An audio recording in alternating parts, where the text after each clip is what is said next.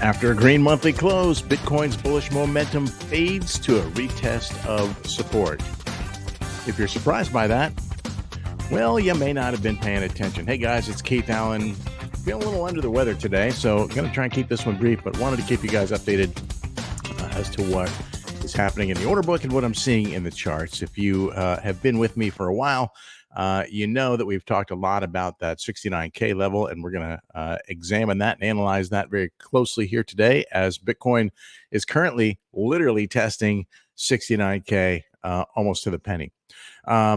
So before we climb in, just a quick reminder, if you like the streams, do me a favor, go ahead and smash all the buttons, especially make sure that you subscribe to that little bell there up there in the corner on YouTube if you want to make sure that you never miss any of these streams. With that, let's go ahead and move ahead, and we will start here on the candle chart here. Monthly close was green, of course, solid green close, not just above that 2021 top, but also above the quarterly open, which I think is noteworthy. So here you can see our October. Yes, it did indeed pan out to be an October event, 11% candle on the month. And here's our 69K level. We closed actually at 70,231 or somewhere thereabouts, depending on what exchange you're on. The quarterly, as I mentioned, the quarter opened at 63,300. So we opened well. We closed well above that quarterly open, which is also a positive sign in terms of macro strength here. So you can see the macro trend still very much intact here. We did not get any new signals from trend precognition on the monthly. In fact, the A1 slope line ticked down ever so slightly, indicating a bit of softening in the momentum here at this stage.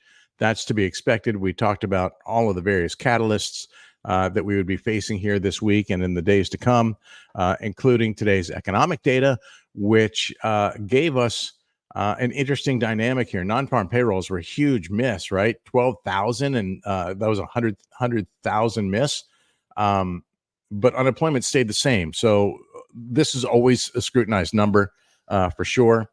The talking heads and economists are saying that this, and even the Bureau of Labor and Statistics is saying that this number is a noisy number, and it's hard to pinpoint, likely heavily influenced by the two major hurricanes that we had in the southeastern U.S.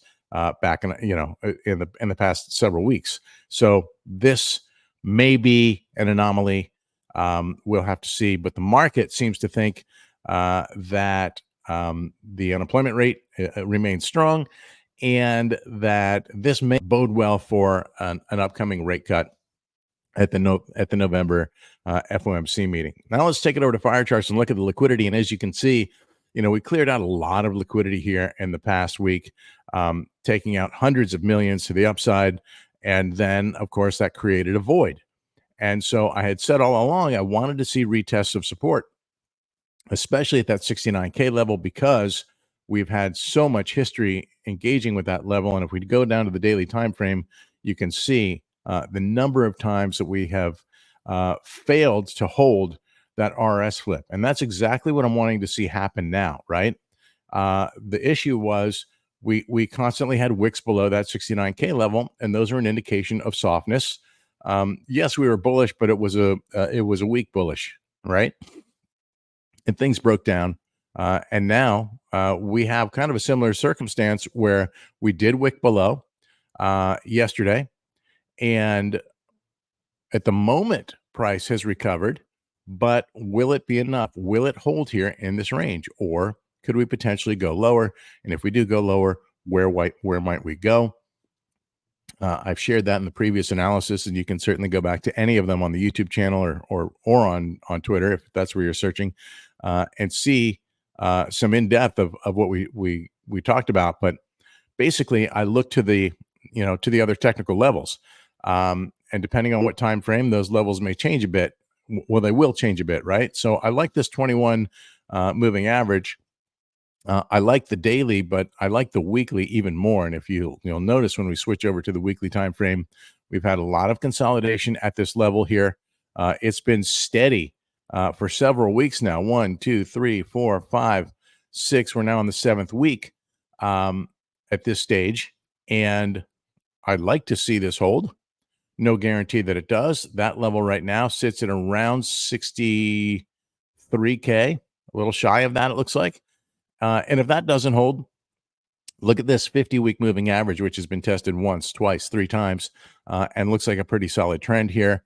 You'll also note that we've golden crossed the 100 and 200 week moving averages, and as these averages pull up towards this trend line, this is, the moving averages are obviously lagging indicators, but it's an indication that we are trending in the right direction. And so ultimately, over time, what we would like to see is these moving averages pull up above this trend line, and then we have a pretty solid foundation of support. Any of these levels, I think, could serve as foundational support. In my opinion, nothing would be stronger than the trend line, which currently sits at that 50K level. It, of course, has been tested once, and now we're kind of trending above that with a double bottom here at that 54K level, and looking to see how Bitcoin can hold. Now, we keep bouncing off this 69K, which in my opinion is very, very good. I don't love the wick below. Not going to lie about that. That was not a good thing in my opinion. But the fact that we're still holding, and we've been testing this here quite a bit here lately. If I go in, I haven't even looked at this on a shorter time frame, but you can see repeated engagement with that level at 69K, the 2021 top, and price still, for the moment at least, still holding there. So those are also positive signs. Obviously, lots of uncertainty in the market about this election. I led this off saying bullish momentum is fading, but I think this is a bullish retest of support. Now, because we have election day coming up very, very soon. What's that? That's Tuesday, I believe, right? November 5th. Let's see. Yeah. So we're not going to have results at that point, but we know that this is going to be a spicy day of volatility. And we know that the days that follow are going to be spicy until they finish tallying the votes. And then, of course, we're going to have one side challenge everything and create chaos and doubt and make a mess of things. So you can expect more volatility to go along with that. So what's a trader to do, or what's an investor to do? And that's the key word. Are you a trader or are you an investor here? If you're holding Bitcoin and you're looking to accumulate and hold Bitcoin, then you're likely in a pretty good spot. If you're looking to add to your position, I've shared with you guys this week the MTF mean reversion indicator, which is marking those bottoms and picking up opportunities, right? So if you're trading this, then boom, you scalp them and you're out quick, right? I mean, look at this. There's your 1.25% in like what, an hour and a half. Or you could have held it and gone longer, 4% move, and you're out. As a quick scalping tool, this is great. But if you want to accumulate, you can also use this to dollar cost average your way into a position with smaller size orders, and just keep stacking that way. If you are investing, as I said, you look for these dips to buy.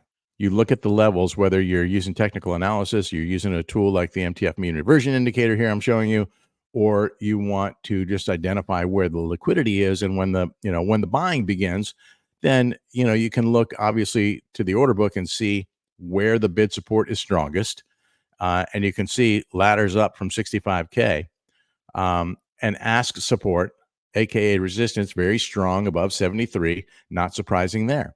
For those who are expecting a breakout ahead of the election, if we did have a breakout before the election, I wouldn't think it would be a sustainable one. If we had ripped straight through the other day, I wouldn't think it would be sustainable. And in fact, what we're seeing, we have proof it isn't sustainable because we've already retraced it. So have some conviction on where you think price is going. If you think that price is ultimately going to be, we're going to see a 6 or 7 figure, potentially Bitcoin in the months and years to come, then obviously it's not too late. You're in a good position. If you're trading, trying to get in and out quick, those opportunities present themselves in both directions. And looking at the liquidity is a great way to do that. Tighten up just once here and see that, we're seeing some trading action. And I wouldn't say that what we're seeing at the moment is indicative of um, a distribution phase or an accumulation phase. There's just normal trading going on in this volatility. People are taking advantage of those gaps in liquidity where price can move through quickly. And, you know, the investors are doing what they do. Yesterday, obviously things cooled off for the ETFs, but BlackRock's continued to come in with a robust buy of over 318 million. They've had just a massive, massive week of over $1 billion in inflows for BlackRock's Bitcoin ETF. So the fundamentals are there. The chart technicals are still there and intact. And the outlook to me is still as good as it has ever been. There's going to be volatility, and you can either let it shake you out or you can sit on your hands and wait for the dust to settle after this crazy election cycle. And I think regardless, yes, there will be some volatility after the election. One candidate price will probably immediately shoot up. The other candidate price will probably immediately pull back. But I think once all is said and done and we get past Inauguration Day, I think that Bitcoin continues on this path and on this trajectory that it's been on since November of 2022. And with that, I'm going to wrap it, guys. Hope everybody has a fantastic weekend. Spend some time backing away from screens. Spend some time doing what you love with the people you love. And as always, trade smart.